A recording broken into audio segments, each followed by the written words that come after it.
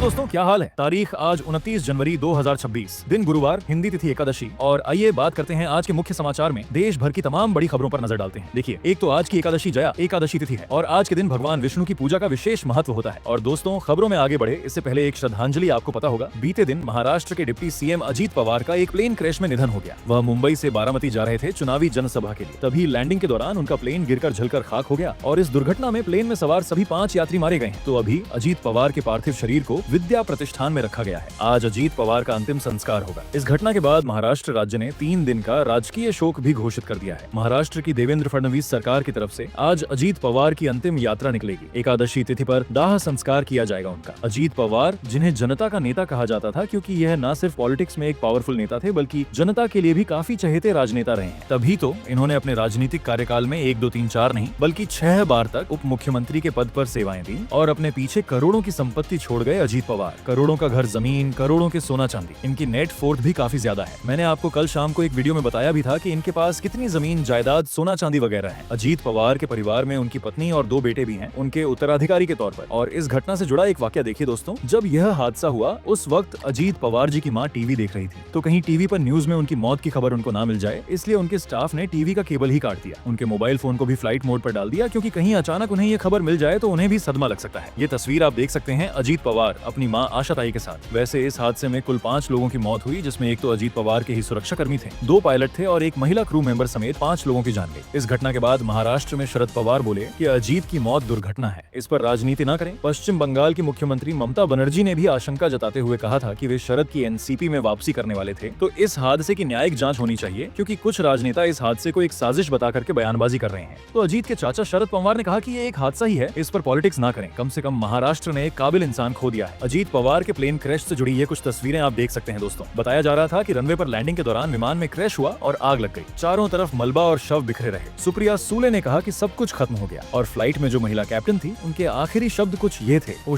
Shit, वही बोली थी लास्ट में। हालांकि पायलट ने मेड कॉल भी नहीं किया था, किसी तरह का इमरजेंसी अलर्ट भी नहीं दिया था। अजीत पवार के प्लेन क्रैश से ठीक पहले क्या हुआ, वहाँ खड़े एक चश्मदीद गवाह ने भी इसको लेकर क्या कहा, इस पर भी मैंने कल दिन में एक 7x24 न्यूज पर वीडियो में आपको बताया था कि हादसा या साजिश चश्मदीद ने एक बड़ा खुलासा किया है। तो अगर आप देखना चाहते हो तो वो देख लीजिएगा। बाकी कुछ और बयानबाजी देखिए आप। ये जो फ्लाइट में एक क्रू मेंबर थी, केबिन क्रू पिंक की, इनकी अपनी आखिरी बातचीत जो पापा के साथ हुई थी, तब इन्होंने बोला था कि पापा मैं अजीत पवार के साथ फ्लाइट में हूँ, आपसे बात कराऊंगी। ये उत्तर प्रदेश के जौनपुर की रहने वाली थी। देख सकते हैं अभी तो इनकी उम्र ही कितनी कम थी, लेकिन हादसे में इनकी भी जान चली गई। इनके माँ बाप काफी दुखी हैं। आखिर दुख होगा भी क्यों नहीं, जब किसी के बेटा बेटी की जान जाती है तो पूरी दुनिया खत्म हो जाती है, मानो ऐसा लगता है। और फ्लाइट में जो एक और कैप्टन थी सावी, उसने भी अपनी दादी को आखिर मैसेज किया था। व्हाट्सएप पर चैट का स्क्रीनशॉट भी आ रहा। परिवार वाले प्यार से उसे चीनी पुकारते थे। दादा और पिता से उड़ान भरने का इनको जुनून मिला था। सामवी पाठक इनका नाम था। ये मध्य प्रदेश के ग्वालियर की रहने वाली थी। पायलट थी ये भी कितनी यंग है, लेकिन बदनसीबी देखिए, यह भी इस दुर्घटना में जान गंवा चुकी है। तो दोस्तों, इस हवाई हादसे में जान गंवाने वाले सभी मृतकों को ईश्वर उनकी आत्मा को शांति दे और उनके परिवार को इस मुश्किल घड़ी में हिम्मत दे, हौसला दे। हम सबकी तरफ से भावपूर्ण अश्रोपित श्रद्धांजलि। और चलिए आगे बढ़ते हैं अब अपन खबरों में। देखिए, पहली खबर बजट से पहले आज पेश होगा देश का आर्थिक सर्वेक्षण 2026। इसमें चालू वित्त वर्ष के लेखा जोखा की कहानी आएगी सामने। बीते दिन संसद का बजट सत्र शुरू हो गया। सुबह 11 बजे देश की राष्ट्रपति द्रौपदी मुर्मू ने दोनों सत्रों को संबोधित किया और बजट सत्र की शुरुआत की। और अब आज 29 जनवरी को आर्थिक सर्वेक्षण पेश किया जाएगा और फिर 1 फरवरी को बजट आएगा। तो एक दिन पहले हलवा सेरेमनी के साथ ही बजट मिशन शुरू हो चुका है। अब 1 फरवरी तक बजट बनाने वाले अधिकारी भी कैद में रहेंगे। उन्हें बाहर जाने की या किसी से संपर्क करने की इजाजत नहीं होगी। वहीं बजट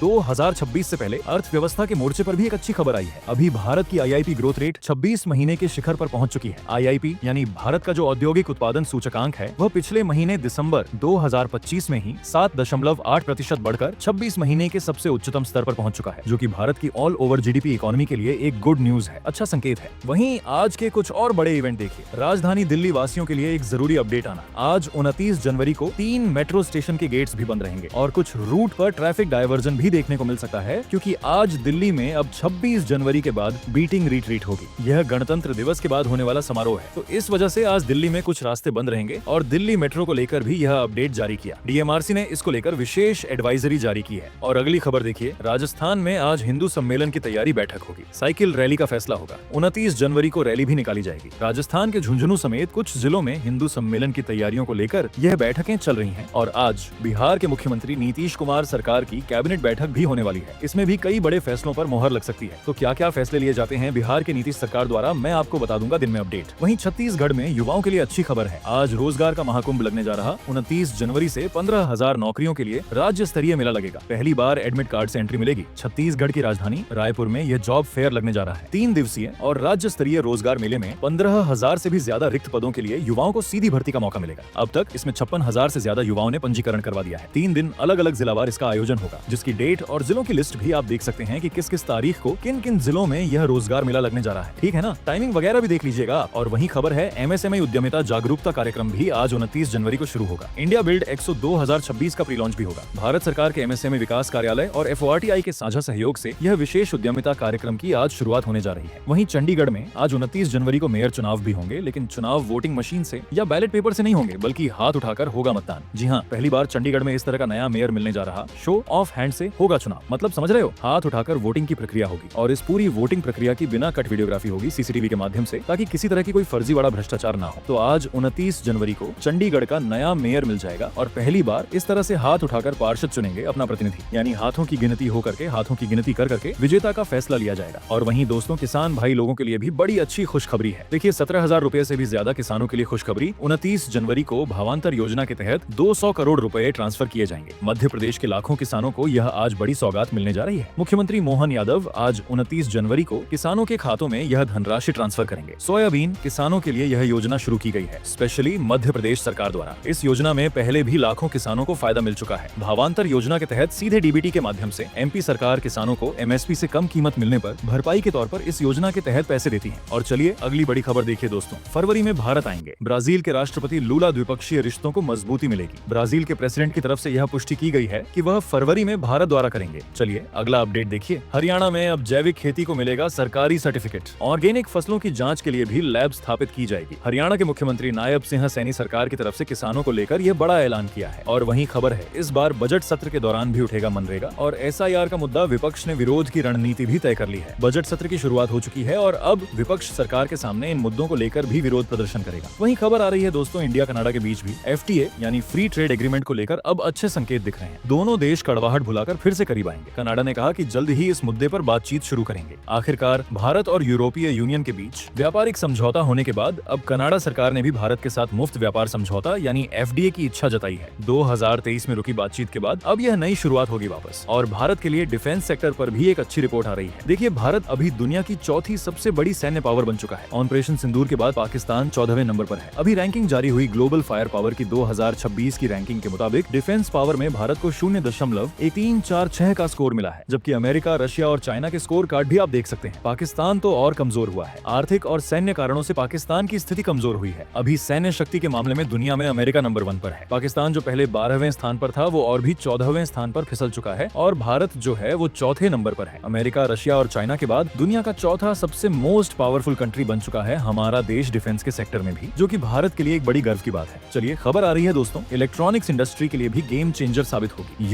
यानी यूरोपियन यूनियन के साथ जो अभी एक दिन पहले डील हुई, इससे भारत की इलेक्ट्रॉनिक इंडस्ट्री को भी बूस्ट अप मिलेगा। 8 गुना व्यापार बढ़ेगा। 12 से सीधे 100 अरब डॉलर तक पहुंच जाएगा भारत का इलेक्ट्रॉनिक्स निर्यात, क्योंकि इस यूरोपियन यूनियन के साथ हुई डील से भारत के इलेक्ट्रॉनिक एक्सपोर्ट में भी अच्छी खासी बढ़ोतरी देखने को मिलेगी। ये रिपोर्ट सामने आ रही है। और एक बड़ी चौंकाने वाली खबर देखिए दोस्तों, बिहार की राजधानी पटना समेत 12 जिलों में एचआईवी और एड्स का खतरा सबसे ज्यादा है। अगले साल 2027 तक हर संक्रमित तक पहुंचने का लक्ष्य तय किया है। अब बिहार की नीतीश सरकार ने एचआईवी एड्स के बढ़ते मामलों को लेकर अब लोगों में जागरूकता अभियान फैलाए जाएंगे और इलाज के लिए भी स्वास्थ्य सुविधाओं व्यवस्थाओं को बेहतर किया जाएगा। चलिए खबर देखिए। उत्तर प्रदेश में 530 करोड़ की लागत से बिछेगी नई रेलवे लाइन। 62 गांव में जमीन अधिग्रह का कार्य शुरू हुआ। 3 नए रेलवे स्टेशन भी बनाए जाएंगे। यूपी के बहराइच और जरवल रोड के बीच यह नई रेलवे लाइन बिछाने का काम शुरू होने जा रहा है। वहीं खबर है, महाकुंभ के भगदड़ मामले पर अब इलाहाबाद हाईकोर्ट ने आदेश जारी किया। कहा कि 30 दिनों में इस भगदड़ में मरने वालों को मुआवजा मिले। राज्य सरकार की अपील नामंजूर हुई। आपको पता होगा, महाकुंभ 2025 के दौरान जो मौनी अमावस्या पर भगदड़ मची थी, तो उसमें जान गंवाने वाले मृतकों को 30 दिन के अंदर अंदर मुआवजा देने का आदेश दिया है यूपी के इलाहाबाद हाईकोर्ट ने। और इलाहाबाद हाईकोर्ट का एक और बड़ा फैसला देखिए दोस्तों। हाईकोर्ट ने कहा कि अधिक उम्र में दी नियुक्ति तो 7 साल बाद हटाना अनुचित है। एक शिक्षिका के मामले पर सुनवाई करते हुए हाईकोर्ट ने यह बड़ी राहत दी और कहा कि भले ही शिक्षा विभाग ने टेम्परेरी नियुक्ति दी हो, लेकिन 7 साल तक नौकरी करने के बाद ज्यादा उम्र वाले व्यक्ति को नौकरी से हटाना अनुचित है। यह शिक्षा विभाग की एक तरह से गलती है। तो शिक्षिका के पक्ष में हाईकोर्ट ने अच्छा फैसला सुनाया। और वहीं देखिए, बड़ी खबर, देश भर में यूजीसी के नए नियमों का विरोध देखने को मिल रहा है। उत्तर प्रदेश में कुछ सहिया वर्ण युवकों ने मुंडन कराया। बिहार में फांसी मांगी। सुप्रीम कोर्ट भी अब इस मुद्दे पर सुनवाई के लिए तैयार हुआ। देश भर में जनरल कैटेगरी के स्टूडेंट स्टूडेंट्स और सवर्ण जाति के लोगों का यूजीसी यानी यूनिवर्सिटी ग्रांट्स कमीशन के नए नियमों को लेकर विरोध जारी है। ये तस्वीरें आप देख सकते हैं। देश भर से अलग अलग जगहों के विरोध प्रदर्शन किए हैं। वैसे यूजीसी ने क्या क्या नियम लागू किए हैं, मैंने आपको कल इन नियमों की पूरी लिस्ट भी बताई थी कि इनका विरोध क्यों किया जा रहा है। और हाँ, एक छोटी सी रिक्वेस्ट आपसे ये है कि अगर आप 7x24 न्यूज चैनल से अभी तक भी जुड़े नहीं हो तो जुड़ जाइए। चैनल को सब्सक्राइब करके बेल आइकॉन जरूर दबा दीजिएगा और इस वीडियो पर एक लाइक और शेयर भी कर देना ताकि आपको रोजाना की ताजा खबरें, महत्वपूर्ण मुख्य समाचार, काम के न्यूज अपडेट सबसे पहले आपके मोबाइल